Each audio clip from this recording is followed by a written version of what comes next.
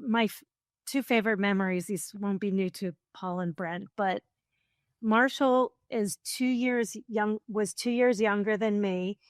And we were driving in the car. Our parents were up front driving. We're in the back with a bunch of us cousins.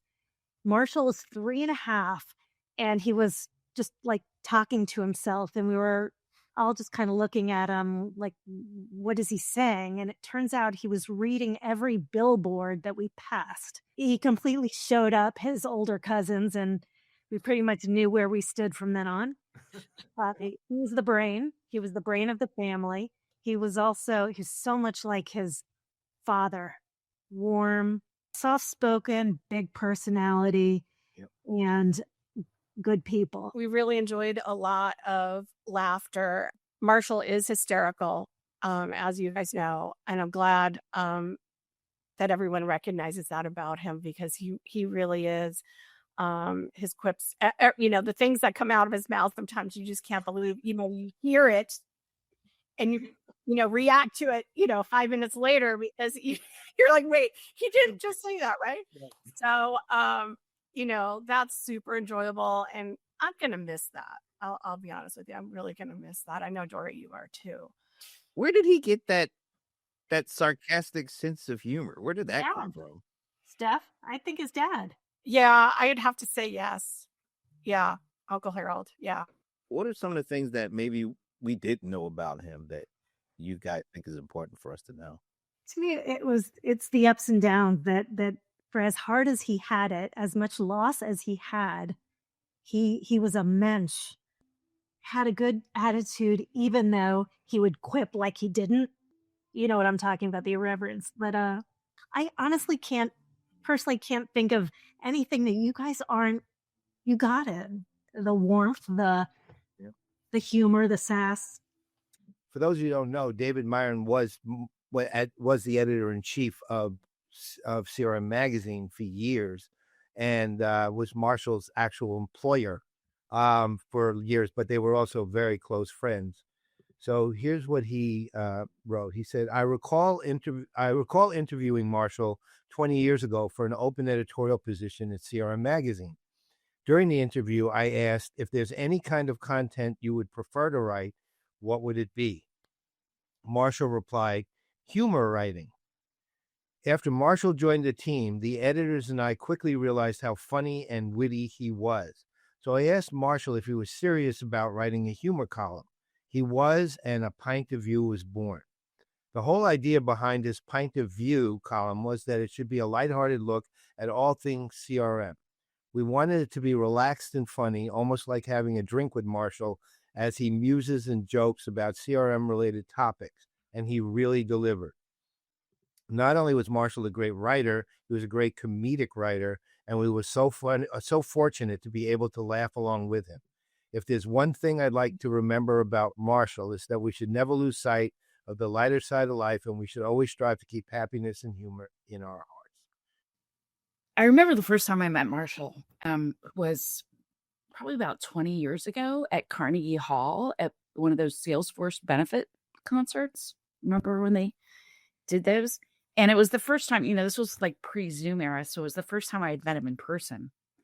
And we started chatting, and we were talking, of course, CRM stuff. And then he delivered one of those Marshall zingers, and he had that little twinkle in its eye. And I was like, that's really what he just said. And I don't remember exactly what the words were, but the thing was, he always had that twinkle because there was always one coming. Marshall, he wasn't afflicted with this disease of punditry that so many of us have, including myself, that really allowed him to just be an exceptional listener. When he was in the fabric of things, when you lose people like that, you lose something that connects everyone. And you feel that hole. It's just not an easy thing to fix. But at the same time, you also have these memories rushing in because the degree of the loss is proportional to the degree of the joy and the fun that you had with this exceptional person. And we should not forget that he picked his moments and he knew his shit. And just because he was a great listener, and by the way, I think we could all learn from him there, He knew how to pick his spots too. What made Marshall special for me is that he took over the role in being in the background. He was not the person to jump on the stage or do table dance. That was not the typical Marshall I know. Marshall was the shy background listener, observer, and then shaboom, that was it. If Marshall starts talking, you better listen, because there is something coming around the corner. And then he stepped back again and waited for the next opportunity. Never ever was something obsolete. It was always on spot. It was marvelous. You know, I remember when CRM Magazine was more of the paper magazine it was. First thing I'd do every time I'd open it would turn to the last page. I wanted to read Marshall's column first. The one thing I've always appreciated about Marshall was you heard his voice in his writing. His voice is right there. It's Marshall. You could literally have your eyes shut and it would be anonymous. And if you knew Marshall and somebody read that to you, you know Marshall wrote it. ChatGPT cannot do Marshall. No. I remember Marshall just from day to day, every single morning, every single day, work really hard, would go out. We had some epic Christmas parties and other parties that usually involved playing pool, bowling, darts, all the major sports that you can do in New York City.